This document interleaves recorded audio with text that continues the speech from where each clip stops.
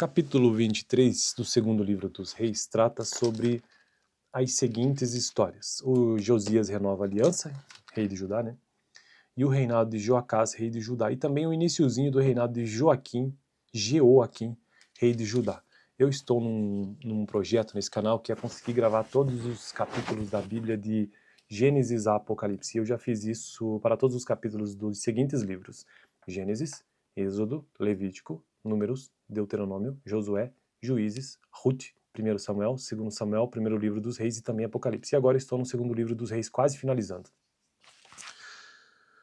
Josias renova a aliança. Depois disso, o rei convocou todas as autoridades de Judá e de Jerusalém. Em seguida, o rei subiu ao templo do Senhor, acompanhado por todos os homens de Judá, todo o povo de Jerusalém, os sacerdotes e os profetas, todo o povo dos mais simples aos mais importantes. Para todos, o rei leu em alta voz todas as palavras do livro da aliança, que havia sido encontrado no templo do Senhor, que eu relatei lá no capítulo 22, no vídeo anterior. O Senhor colocou-se junto à coluna real e na presença do Senhor. Fez uma aliança comprometendo-se a seguir o Senhor e a obedecer de todo o coração e de toda a alma aos seus mandamentos, aos seus preceitos e aos seus decretos, confirmando assim as palavras da aliança escritas naquele livro. Então, todo o povo se comprometeu com a aliança. O rei deu ordens ao sumo sacerdote Ilquias, aos sacerdotes auxiliares e aos guardas das portas que retirassem do templo do Senhor todos os utensílios feitos para Baal, e a Será e para todos os exércitos celestes. Ele os queimou fora de Jerusalém, nos campos do vale do Cedron, e levou as cinzas para Betel. E eliminou os sacerdotes pagãos nomeados pelos reis de Judá para queimarem incenso nos altares idólatras das cidades de Judá e dos arredores de Jerusalém, aqueles que queimavam incenso a Baal, ao sol e à lua, às constelações e a todos os exércitos celestes. Também mandou levar o poste sagrado do templo do Senhor para o vale de Cedron, fora de Jerusalém, para ser queimado e reduzido às cinzas que foram espalhadas sobre os túmulos de um cemitério público. Também derrubou as acomodações dos prostitutos cultuais que ficavam no templo do Senhor, onde as mulheres teciam para a Será. Josias trouxe todos os sacerdotes das cidades de Judá e desde Geba até Berseba profanou os altares onde os sacerdotes haviam queimado incenso, derrubou os altares idólatras junto às portas, inclusive o altar da entrada das portas de Josué, o governador da cidade, que fica à esquerda da porta da cidade.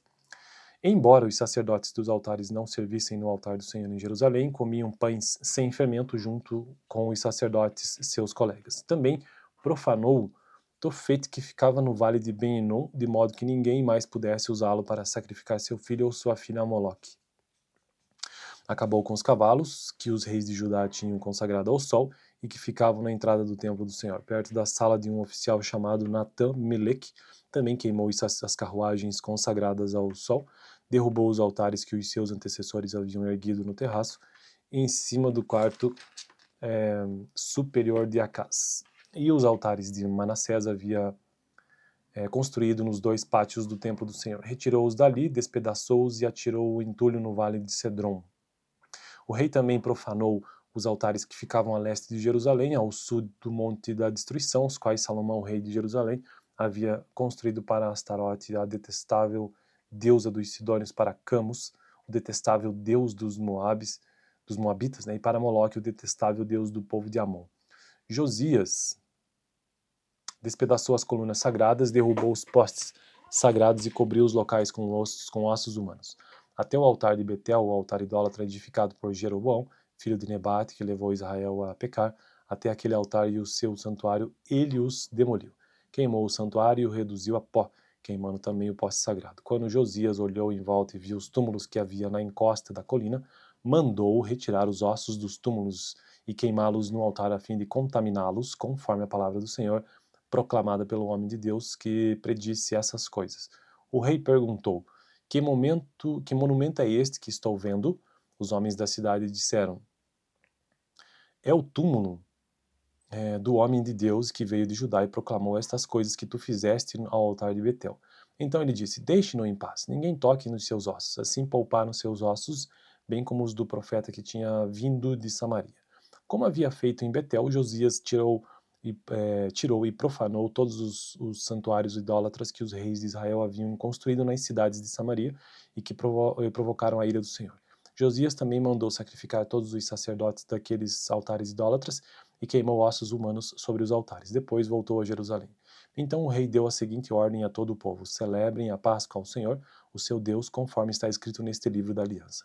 Nem nos dias dos juízes que lideraram Israel, nem durante todos os dias dos reis de Israel e dos reis de Judá foi celebrada uma Páscoa como esta. Mas no 18º ano do reinado de Josias, esta Páscoa foi celebrada ao Senhor em Jerusalém. Além disso, Josias eliminou os médiuns, os que consultavam espíritos, os ídolos da família, os outros ídolos e todas as outras coisas repugnantes que havia em Judá e em Jerusalém. Ele fez isto para cumprir as exigências da lei escritas no livro que o sacerdote Ilquias havia descoberto no templo do Senhor. Nem antes nem depois de Josias houve um rei como ele que se voltasse para o Senhor de todo o coração, de toda a alma e de todas as suas forças, de acordo com toda a lei de Moisés. Entretanto, o Senhor manteve o furor da sua grande ira que se acendeu contra Judá por causa de tudo que Manassés fizera para provocar a sua ira. Por isso o Senhor disse: também retirarei de Judá a minha presença, tal como retirei de Israel, e rejeitarei Jerusalém, a cidade que escolhi, e este templo do qual eu disse: ali porei o meu nome. Os demais acontecimentos do reinado de Josias e todas as suas realizações estão escritos no livro dos registros históricos dos reis de Judá. Durante o seu reinado, o faraó Neco, rei do Egito, avançou até o rio Eufrates, ao encontro do rei da Síria. O rei Josias marchou para combatê-lo, mas o faraó Neco o enfrentou e o matou em Megido. Os oficiais de Josias levaram seu corpo de Megido para Jerusalém e o sepultaram em seu próprio túmulo. O povo tomou Jeoacás, filho de Josias, ungiu-o e o proclamou rei no lugar de seu pai. Então, essa foi a história, ou então o texto, né, sobre o reinado de Josias e a sua renovação da aliança. Agora, a próxima história é o reinado de Jeoacás, rei de Judá, ainda nesse capítulo 23. Jeoacás, rei, tinha 23 anos de idade quando começou a reinar e reinou 3 meses em Jerusalém. O nome de sua mãe era Amutal, filha de Jeremias, ela era de Libna.